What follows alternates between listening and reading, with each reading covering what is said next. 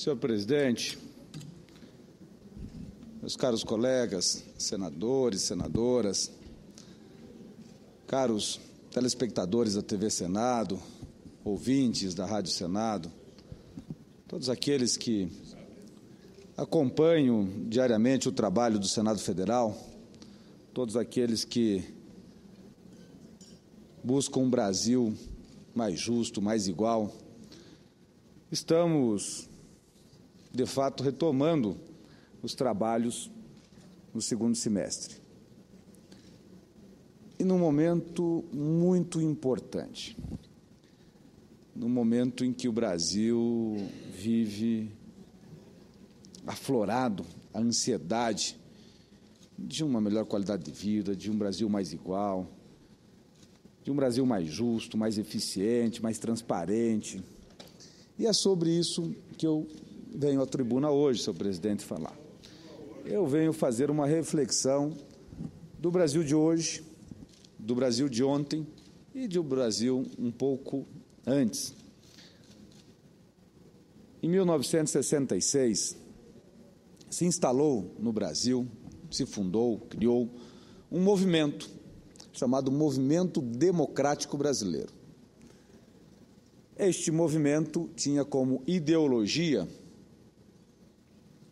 a redemocratização do país, o direito de ir e vir, o fim da ditadura, o direito de escolher um prefeito de capital, um prefeito de região de fronteiras, um governador de estado, o direito de eleger o presidente da República. Conquistamos isso. Demorou, mas conquistamos. Pouco mais de 20 anos, de 66 até 1990, quando tivemos uma eleição direta. Em 88 já construíamos uma Constituição cidadã com direitos e garantias individuais.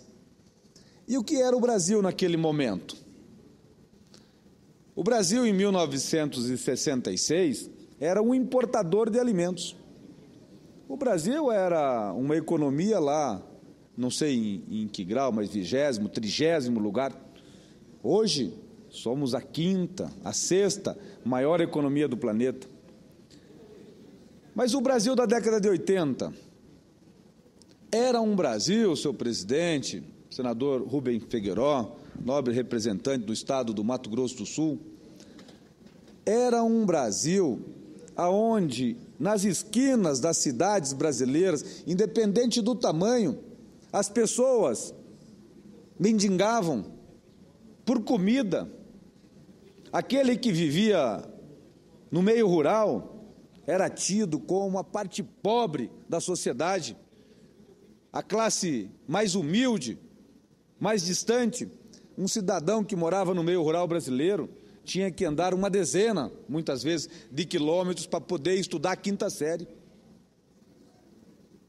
Eu tinha que andar 7 quilômetros para ir e 7 quilômetros para voltar para fazer o meu ensino fundamental, ensino médio. Ensino fundamental era 3 quilômetros para ir, 3 para voltar. Era um Brasil, na década de 80, de que as pessoas comiam proteína animal, a mistura que nós falamos, no domingo, porque não tinha o dinheiro para comprar para todos os dias. Era um Brasil, senhor presidente, de que as pessoas tinham uma muda de roupa para o passeio, quando muito, 2. Era um Brasil que os cidadãos não tinham automóvel, não tinham nos seus lares nem energia elétrica, quanto mais eletrodoméstico. E isso não faz muito tempo não, minha gente. Eu estou falando da década de 80. Era um Brasil que nós vivíamos uma inflação de 80% ao mês. Hoje se fala em inflação e se fazem charges e no cotidiano sobre isso, não chega a 6, 7% ao ano. Era 70%, 80% ao mês. Moedas sendo cortados, 3 zeros a todo tempo. Mudava de nome a todo tempo as moedas. Nem sabemos mais em que época era o Cruzeiro, o Cruzado Novo ou o Cruzeiro Novo. Era um Brasil, senhor presidente, que nós experimentamos logo após a promulgação da Constituição de 88, o direito de escolhermos um presidente estava tão ávido, a ansiedade por democracia, que não concordamos com a ação daquele presidente e, através de um movimento chamado Caras Pintadas, pressionou o Congresso Nacional para que promovesse o impeachment. E olha que este presidente, Fernando Collor de Mello, foi quem deu o pontapé inicial para a mudança deste país. No momento em que ele reconhecia que o Brasil, em comparação a muitos países ao redor do planeta, estava atrasado. Assumiu a presidência da República Itamar Franco. Quando cheguei ao Senado, estava aqui, nesta casa, hoje saudoso Itamar Franco, e pensou: preciso fazer algo a mais por o meu país. Se eu não ajudar, enquanto chefe de Estado, esta nação a ter uma moeda forte, a uma estabilidade econômica, ao fim da inflação ou a estabilização, a redução drástica da inflação, o que será do meu país? E assim o fez. Itamar Franco criou a Unidade Real de Valor, reduziu a inflação nesse país, estabilizou a economia. O presidente que veio na sequência, Fernando Henrique Cardoso, criou os programas sociais, manteve a economia otimizada. E olha, senhor presidente, que só faz 20 anos isso, do Itamar Franco até a presidente Dilma. O presidente Lula assume no ano de 2003 com a seguinte mensagem: se o povo brasileiro fizer 3 refeições ao dia, eu terei cumprido o meu papel perante a sociedade. O Brasil evoluiu de tal forma nas classes sociais, aonde hoje grande maioria da população brasileira, mais de 50%, são classe média, a classe alta está reduzida, mas as classes que têm um poder econômico hoje detêm quase que 100% da população brasileira, porque até mesmo o mais pobre, que ganha o salário mínimo enquanto aposentado, tem um poder de compra, porque o salário mínimo da década de 80, da década de 90, não comprava nem mesmo a cesta básica dos remédios para o aposentado. Como era a saúde na década de 80? Não tinha. Não tinha saúde de graça para o povo brasileiro em 1970, 80. Não tinha SUS. Em 1977, eu perdi uma irmã por diabetes. Aos 9 anos de idade, meu pai gastou o que tinha e o que não tinha para o tratamento. Não existia saúde de graça, não existia escolas, não tinha transporte escolar. Tá bom, chega a presidente Dilma com a seguinte visão: nós temos que otimizar esse país. Certo dia ela perguntou como que a China consegue crescer tanto em produção industrial.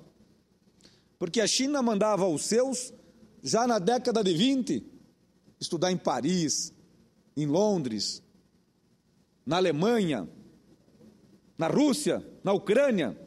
3.000 chineses em 1920 estudavam, cursavam as universidades de Paris. 1950, quando Mao Tse-tung, juntamente com Chun Enlai, assumem a China no movimento comunista, instalaram-se 1.000 cirurgias em toda a China. A diferença está aí. E o Brasil, nesse meio tempo, não produziu internamente na capacitação dos seus, senador Wellington Dias. Nós perdemos em produção industrial, não que não crescemos, não que a nível econômico, mas em comparação às demais economias do mundo. Em 1980, na década de 80, nós, Brasil, éramos 5 vezes maior do que os tigres asiáticos, inclua-se aí a China, em produção industrial. Hoje eles são 5 vezes maiores do que o Brasil. Mas, senhor presidente, a presidente Dilma teve essa visão e pensou, se é assim que a China chegou lá, vou mandar os nossos estudar nas melhores universidades do mundo. 100 mil brasileiros terão bolsas custeadas pelo governo federal para estudar nas melhores universidades do mundo, inclusive em Harvard. A presidente Dilma teve a sensibilidade de que esse Brasil ficou décadas sem uma infraestrutura ferroviária para escoar a sua safra. Nós tínhamos, em 1930, mais ferrovias no Brasil do que temos hoje, na época do Barão de Mauá. A ferrovia que liga o porto que escoa a maior parte da safra brasileira, o porto de Paranaguá, foi feito por D. Pedro, a picareta enxadão, atravessando a Serra do Mar. Mas a presidente Dilma teve essa sensibilidade.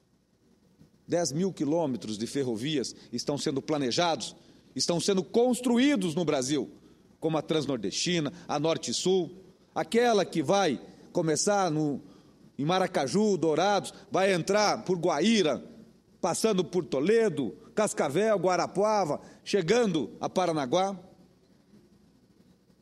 Esta que vai ser a ferrovia do consumo, cortando toda a costa brasileira, chegando até o Rio Grande do Sul, do Nordeste ao Rio Grande do Sul. Abertura dos portos. Foi uma guerra aqui no Congresso Nacional, a MP dos Portos. Conseguimos avançar. Nós vamos agora, no mês de agosto, leiloar 25 terminais, licitar no Porto de Paranaguá. Em 10 anos se licitou um único terminal.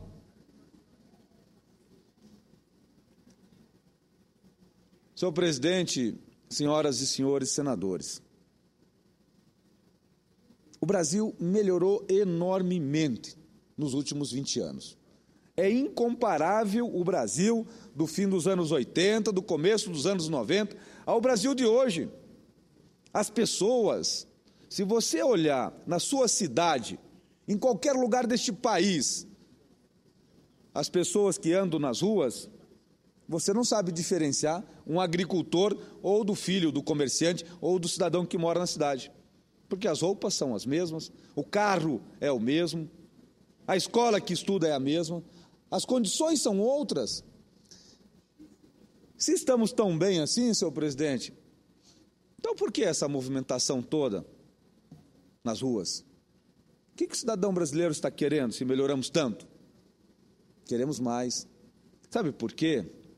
Porque nós evoluímos de tal forma, ascendendo as classes sociais, adquirindo bens de consumo, tendo acesso à informação na palma da mão, televisão em todos os lares, ou praticamente todos os lares brasileiros, que nós conseguimos comparar. O Brasil é um país caro. Aí é que está o problema. Nós precisamos diminuir o custo do Brasil.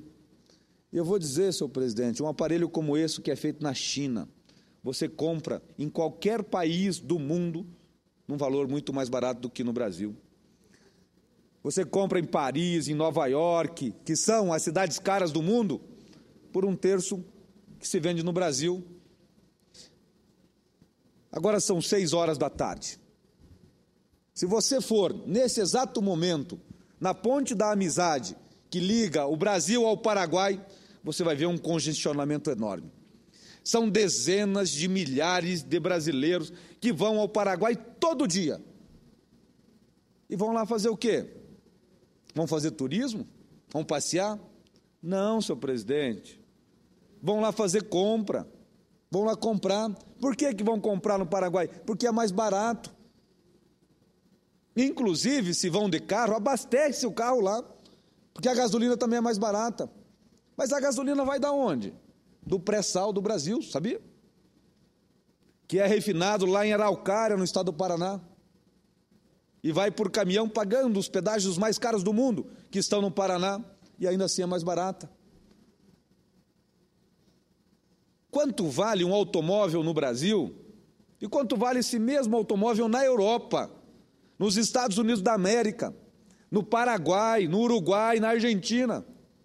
Um trator agrícola que é fabricado no Brasil, você compra pela metade do preço no Paraguai ou no Uruguai. Mas então por que é tão caro o Brasil, senhor presidente? Porque nós não evoluímos nos nossos modais de transportes. Passei por dezenas de cidades do meu estado na última semana, incluindo o sábado e o domingo. No domingo à tarde estava lá em Diamante do Oeste, na fronteira com a Argentina, Paraguai, e um cidadão, no final de uma reunião, ele falou assim: mas por que é tão caro para eu produzir? Eu gasto X sacas de soja para produzir num alqueire. Daí eu vou lhe responder. Além do Brasil ser um país extremamente burocrático, burocrático quer dizer que nós temos muita dificuldade. Quando se tem muita dificuldade, tem muita gente vendendo facilidade. Nós somos um país extremamente corrupto, do maior ao menor município. Inclusive o próprio cidadão brasileiro tem o hábito do jeitinho e desde criança cresce com essa imagem de que o esperto é aquele que leva vantagem sobre o colega. Mas você para plantar, eu disse ao cidadão, você usa fertilizantes, né? Adubo. Ele falou, sim, é claro. Você sabe de onde vem o adubo que você usa para plantar aqui, a 700 quilômetros do porto de Paranaguá? Vem do leste europeu, que sai das jazidas do interior da Europa, do leste, lá da Ucrânia, vai para um porto, que entra no navio e fica atracado no porto de Paranaguá para conseguir descarregar 60 dias. Ontem, num voo de Curitiba a Salvador, passando por cima da Baía de Paranaguá, eu contei 132 navios atracados na Baía de Paranaguá. Ficam 60 dias ao custo de $30 mil ao dia, 2 milhões de dólares. Cada um desses navios custam para o Brasil, que nós chamamos de demorragem, de ineficiência portuária, de estadia.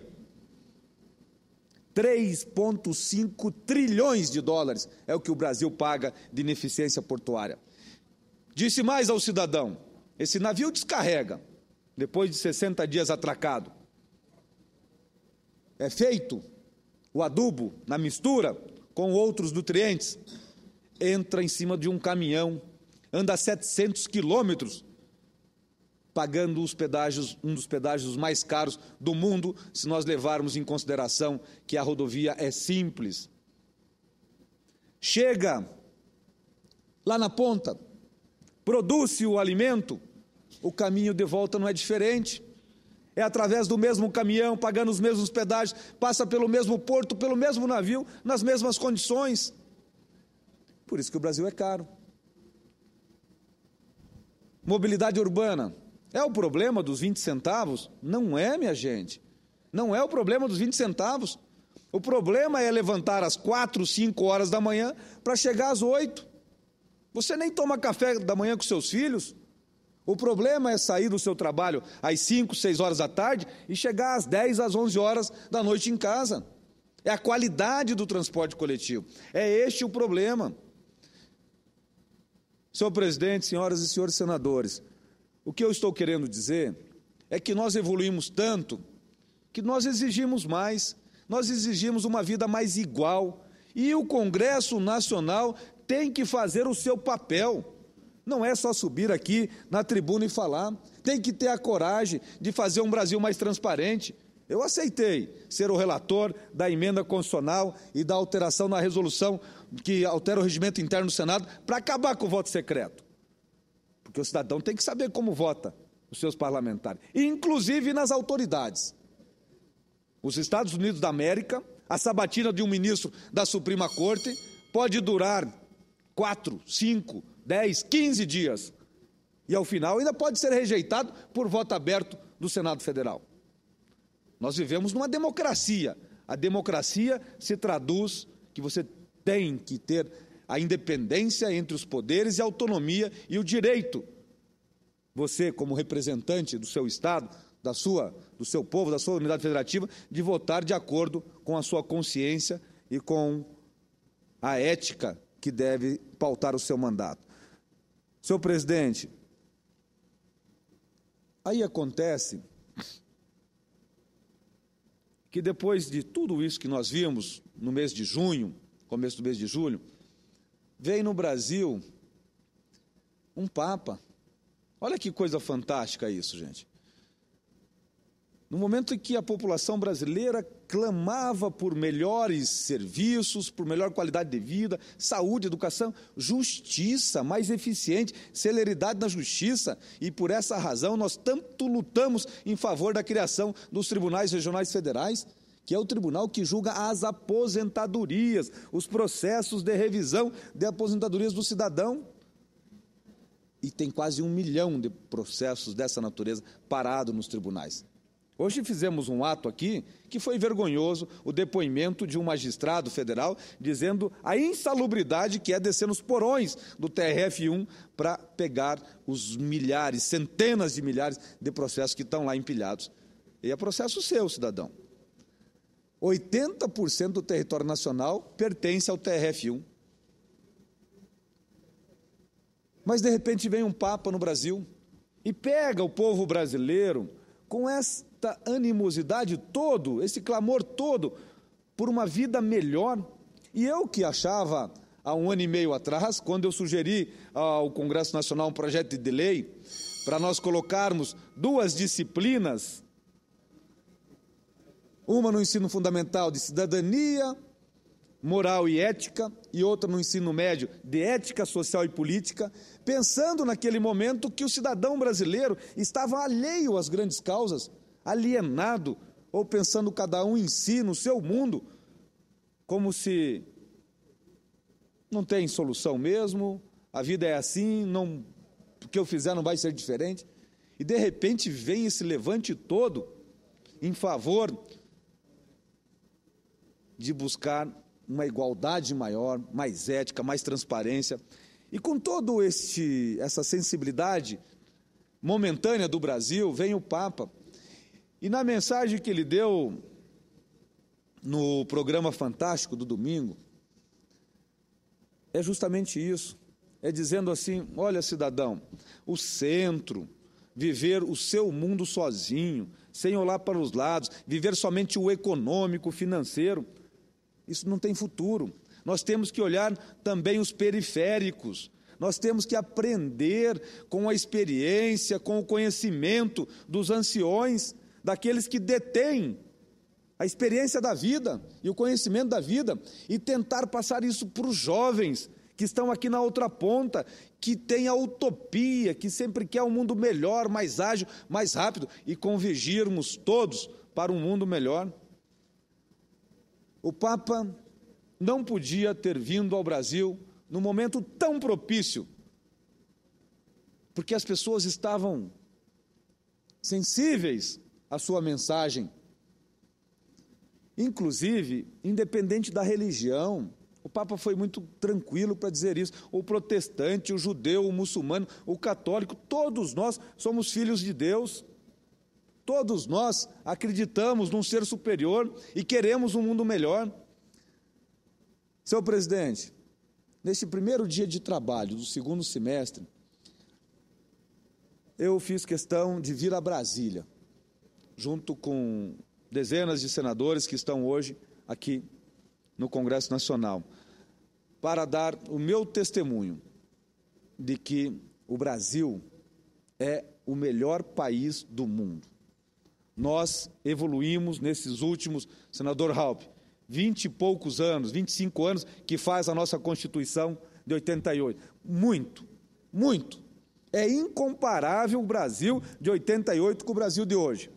Mas nós, 200 milhões de brasileiros, merecemos muito mais. Merecemos um Brasil mais igual, um Brasil mais justo, um Brasil mais barato.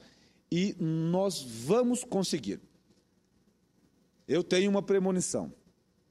Daqui a 20 anos, Cidade de Leste, Paraguai, busque outra vocação, porque nós, brasileiros, não vamos mais comprar lá. Porque nós vamos comprar aqui, porque aqui vai ser tão ou mais barato do que o Paraguai. Era essa as minhas mensagens no dia de hoje, senhor presidente, agradecendo a todos pela atenção. Uma boa tarde a todos.